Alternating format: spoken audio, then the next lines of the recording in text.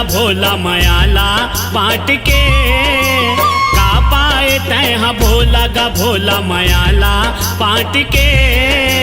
अपने हाथ में लइका के मुड़ीला काट के, अपने हाथ में लइका के मुड़ीला काट के।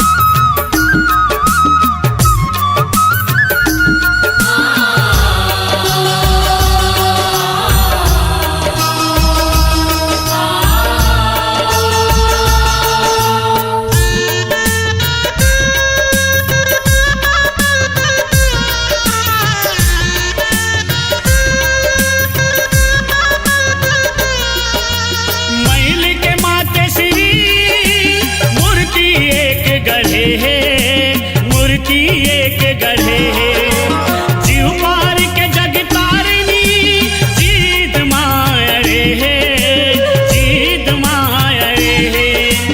गिरजा पूत गजानन पहरा दे बर खड़े है, होनी के ऐसे होना बम लहरी संग लड़े है।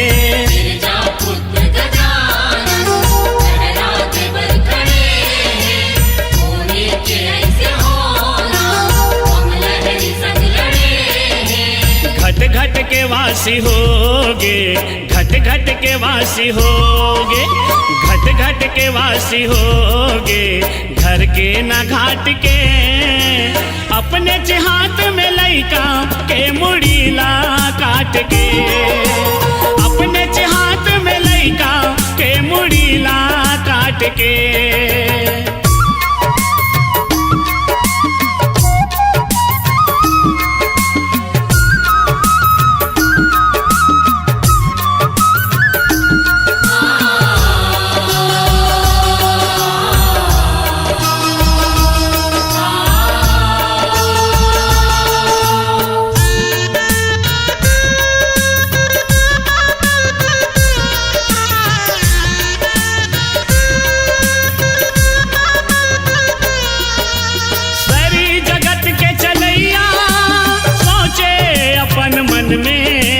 सोचे अपन मन में का कराऊं औ कैसे, दुख हा छागे तन में, दुख हा छागे तन में। जननी बने है ज्वाला समय के उही पन में, जोखा जमाए भोला बेरा के उही क्षण में। जननी बने है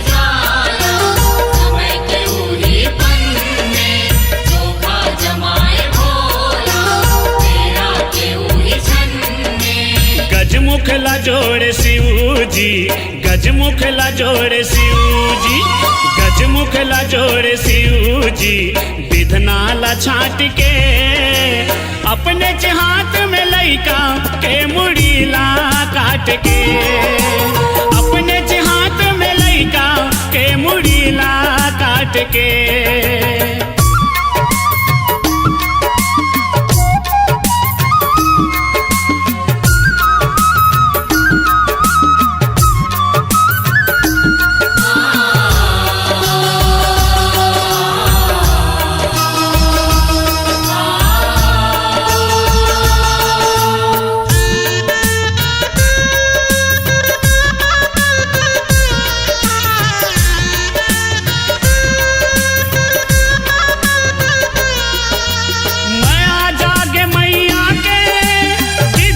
गति बदल गे, विधि के गति बदल गे। वही दिन ले गजराज के भाग हगलो संवर गे, भाग हगलो संवर गे। बन गे गणेश राजा बल बुद्धि और ज्ञान के, अर्पण करे को सरिया अपन करे जा चान के।